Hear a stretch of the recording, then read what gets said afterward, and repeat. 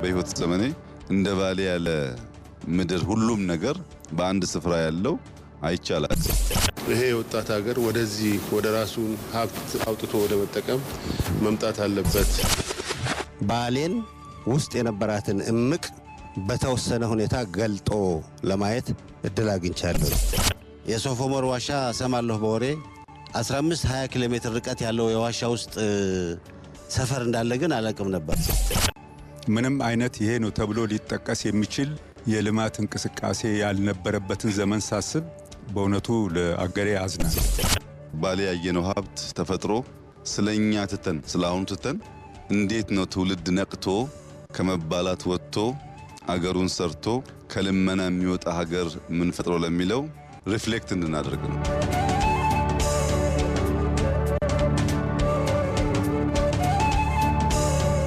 የነበረው ግን ደግሞ በመሪ ጥበብ ባስተውሎት የተገለጸው የባሌ መልክዓ ምድር አስደማሚ ገጽታዎች ላይ በታሪክ አጋጣሚ ኢትዮጵያን ያገለገሉና አሁን ላይ በተለያዩ ኃላፊነት ውስጥ ያሉ አመራሮች የጋራ ውይይት ይዘዋል።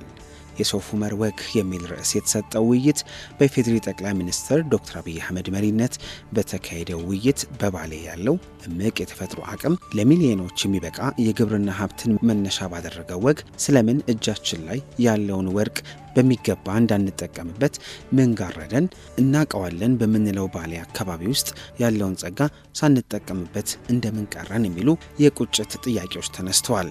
አቧራን አራግፎ ያሉ ድሎችን በሚገባ ተረድቶ ቦታውን ተመራጭ የቱሪስት መዳረሻ ለማድረግና የኢትዮጵያን የብልጽግና ጉዞ የሚያፋጥነውን የባሌ የግብርና ዘርፍ አቅምን በተሻለ ለመጠቀም አስተውሎት በታከለበት መንገድ በጠቅላይ ሚኒስትር አብይ አህመድ የተሰጠው አመራር በውይይቱ ተደንቆበታል።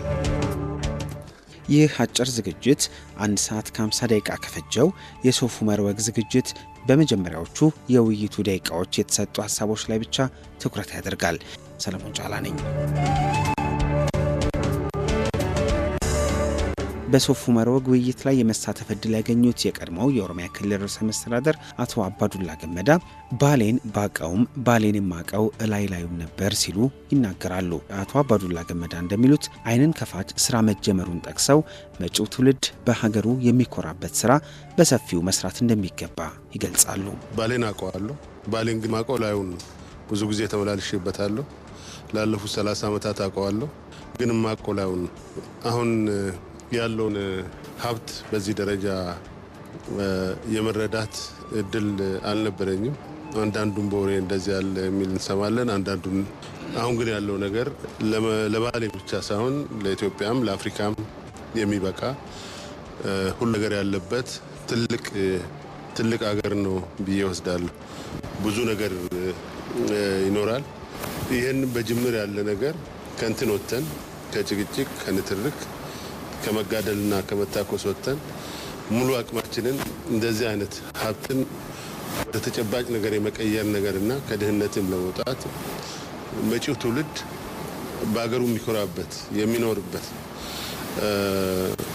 እኛ ተሰደን የምንሄድበት ሳይሆን ሌሎች መጥተው እዚህ የሚኖሩበት ሁኔታ ለመፍጠር በሰፊው መስራት አለበት ብዬ አምናለሁ።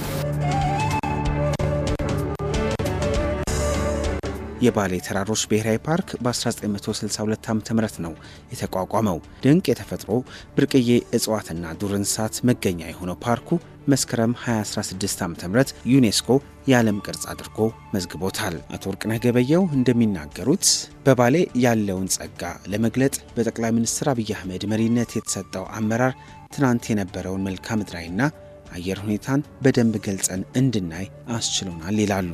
ባሌ እንግዲህ በተደጋጋሚ በብዙ ሁኔታ መጥቻለሁኝ። እኔም ባሌን በዚህ መልኩ አይቻት አላቅም።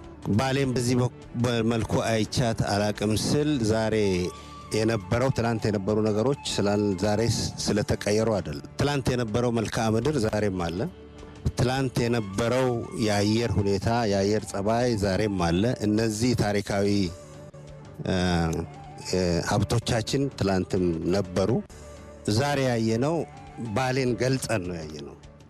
የተጀመሩ ስራዎች 3 ቀን ፈይቶብን ያየናቸው የተጀመሩ የልማት ስራዎች ባሌን ውስጥ የነበራትን እምቅ በተወሰነ ሁኔታ ገልጦ ለማየት እድል አግኝቻለሁ። ይሄ ዋናው ነገር ነው። ቅድም እርሶ ካነሱት ከድህነት ጋር ተያይዞ ያለንን ሀብትና ያለንን ፖቴንሻል አቅም ገልጦ የማየት አቅም ነው የነበረን ችግር ዋናው። ይሄ የሊደርሺፕ ችግር ነው፣ የሊደርሺፕ ሁኔታ ነው ብዬ ነው የምወስደው። ትላንት የነበረን ዛሬም ያለን ነገም የሚኖረን በደንብ ወደ ውስጥ ገልጠን ካየን ያለን ሀብት ለሀገራችን ይሆናል፣ ለባሌ ይሆናል፣ ለኦሮሚያ ይሆናል፣ ከዛ በላይ ደግሞ ለመላው ሀገራችን ይሆናል። በሶፍ ዑመር ውይይት ከመጀመሪያዎቹ ተናጋሪዎች አንዱ ሌተናል ጄኔራል ጻድቃን ገብረትንሳኤ ጋር ደርሰናል። በባሌ በመቶ ሺዎች የሚቆጠሩ ሄክታር መሬት ለምቶ የአካባቢው ወንዞች ለልማት ተዘጋጅተው መሆናቸው መመልከት የሚፈጥረው ተስፋ ትልቅ መሆኑን ነው የሚናገሩት። መጀመሪያ እንደዚህ ጉብኝት እመጣለሁ ወይ ሲባል ምንን ኤክስፔክት እንደማድረግ አላቅም ነበር። ያው ማየት ፈልግ ስለነበር እሺ አልኩኝ። እዚህ ከመጣሁ በኋላ ያየሁት ነገር ፈጽሞ ከገመትኩት በላይ ነው። ይሄ እንደዚህ አይነት ሁኔታ አያለሁ ብዬ አልገመትኩም ነበር። አንደኛ ከድሮ የሥራ ጓደኞቼ የትግል ጓደኞቼ ጋር አብረን ብዙ ጊዜ እንድናሳልፍ እድል አገኘሁ። ባሌ እኔም በወሬ አውቀዋለሁ። ማለት እንደነ አባዱላ እንደነ ወርቅነህ አልተመላለስኩም። መከላከያ ያለሁ የተወሰኑ ቦታዎች ይመጣ ነበር። የዚህን ያክል ስፋት፣ የዚህን ያክል የመሬት ልማት፣ የዚህን ያክል የውሃ ብዛት፣ የዚህን ያክል ኢኮሎጂካል ዲፈረንስ ያለው አካባቢ ማንኛውንም ነገር ለመስራት የሚያስችል የተመቸ ሁኔታ ያለ መሆኑን አላቅም ነበር። የሶፍ ዑመር ዋሻ ሰማለሁ በወሬ 15-20 ኪሎ ሜትር ርቀት ያለው የዋሻ ውስጥ ሰፈር እንዳለ ግን አላቅም ነበር። የተወሰነ ዋሻ ነበር የሚመስለኝ። አሁን ደግሞ አደረጃጀቱና ስርዓቱ ለወደፊትም እየቀጠለ ይሄዳል። ግን በጣም በሚመች መንገድ እየተዘጋጀ ያለ መሆኑን ያየሁት። በ10 ሺዎች የሚቆጠር ሄክታር መሬት ለምቶ ባሌ ውስጥ ያሉት ከባሌ ተራራ የሚመነጩት ወንዞች ለማንኛውም ልማት እየተዘጋጁ መሆናቸውን ስታይ የሚያጭረው ተስፋ በጣም ትልቅ ነው። በጣም ትልቅ ነው። በመቶ ሺዎች የሚቆጠሩ ሄክታሮች ናቸው እየለሙ ያሉት እና ይሄ ለእኔ በጣም ትልቅ ተስፋ ነው የሚሰጠኝ። ይሄ ከመሬት በላይ ያለው ሀብት ነው። ይሄ ከመሬት በታች ያለው ሀብት ገና አልታየም እና ሰላማችንን ጠብቀን እየተቻቻልን የፖለቲካ ስርዓታችንንም አስተካክለን ችግር በሚፈታ መንገድ ከሄድን በጣም በጣም ብራይት የሆነ የወደፊት እድል እንዳለን ነው እያሳየኝ ይሄድ ያለው።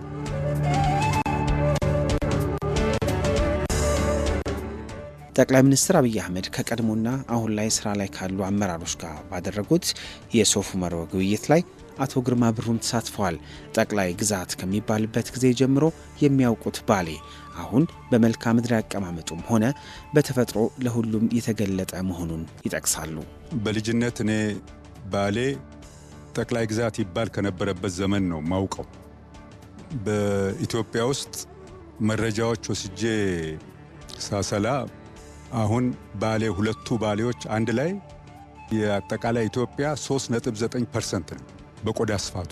ይህንን የሚያክል የአገሪቱ ክፍል እኔ በማውቀው ዘመን መሃል ካለ ልማት ተነጥሎ ምንም አይነት ይሄ ነው ተብሎ ሊጠቀስ የሚችል የልማት እንቅስቃሴ ያልነበረበትን ዘመን ሳስብ በእውነቱ ለአገሬ አዝናለሁ። ከዚህ ሊገኝ ይችል የነበረ ሀብት ብቻ ሳይሆን ይሄም በማልማት ይገኝ የነበረ ልምድና ወደ ሌላ ሊሻገር የነበረው ሁሉ ነው የጠፋብን የነበረውና አሁን በሶስቱ ቀን አካባቢውን ሳይ ግብርናን በተመለከተ የተሰሩ የተወሰኑ መንገዶች ይታዩ ሙሉ በሙሉ ዋጋቸውን ሊመልስ በሚችል መንገድ የሚያገለግሉ ናቸው። ከፕሬዝዳንት ሽመልስ ጠይቄ ነበርና ምን ያህል መሬት ለመሆኑ እዚህ በሰብል ለማልማት ታርሷል ብዬ ስል በሁለቱ ባሌዎች ወደ 1 ሚሊዮን ሄክታር መሬት ታርሷል ሲባል ይህንን በ20 በመቶ ብቻ አማካይ ምርታማነት 20 ሚሊዮን ኩንታል በላይ ሊወጣበትና ለመላው አገሪቱ ሊሰርፍ የሚችል ነገር ያለበት ኤሪያ ነው የተዘነጋ የነበረው ማለት ነው። በተፈጥሮ ሀብትና በዚህ አይነት ደግሞ ለታሪክ የሚሆኑ ነገሮች ታዩ።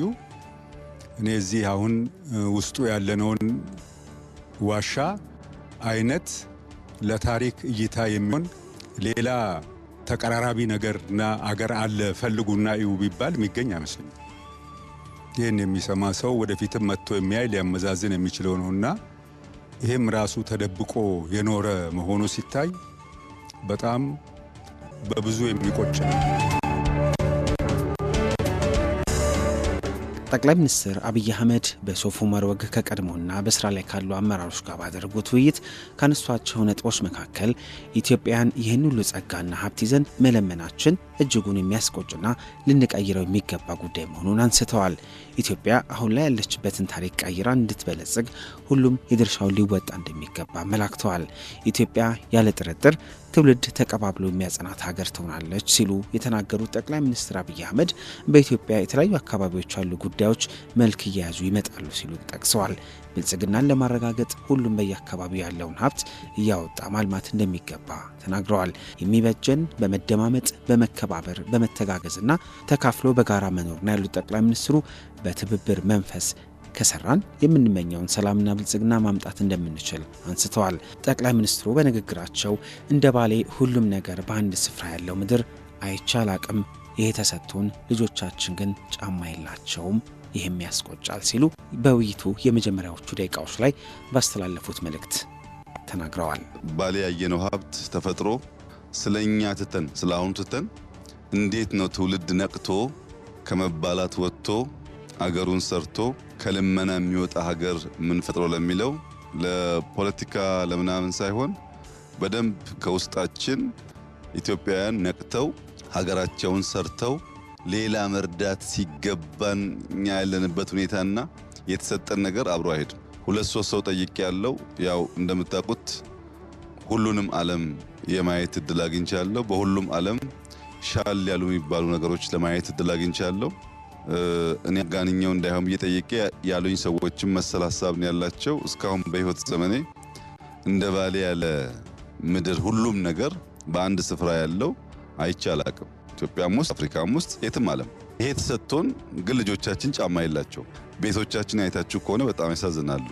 ለምን የሚለው ጥያቄ መልስ አላገኘሁለትምና ዲስከስ አድርገን ምናልባት ትውልድ ነቅቶ ተምሮ እኛ ያበላሸውን ነው ያላስተካከልነው ነገር አርቆ አርሞ ለነገይቱ ኢትዮጵያ ተስፋ እንዲሆነው የዛሬ ውይይታችን ኢንፎርማል ሆኖ ከዛ ኢንፎርማል ሐሳብ ውስጥ የሆነች ቁም ነገር በአንዳንድ ጀግና ሰው ጭንቅላት ውስጥ መልእክት ዘር ሆና ያቺ ዘር በቅላ አንድ ቀን በእኛ እድሜ ወይም ከኛ በኋላ በትውልድ ውስጥ የተሻለ ሀገር ለማየት የሚያስችል ነገር ይፈጥራል በሚል እምነት ነው።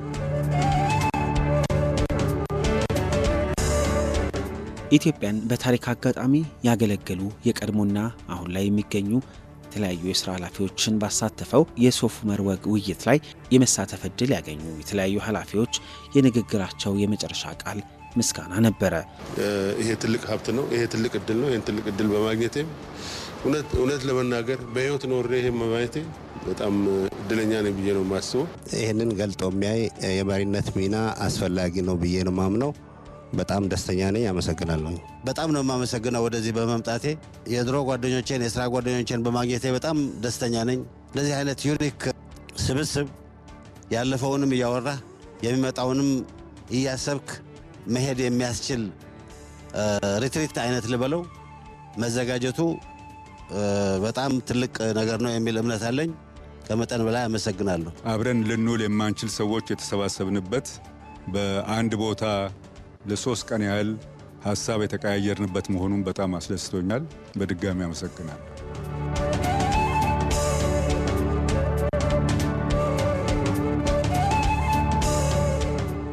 አድማጮች፣ የሶፍ ዑመር ወግ የመጀመሪያዎቹ ደቂቃዎች ውይይት ላይ የተነሱ ሐሳቦች ይህን ይመስሉ ነበረ። ባሌን እንመልከት፣ ባሌን እንጎብኝ፣ እኛም የምናስተላልፈው መልእክት ነው።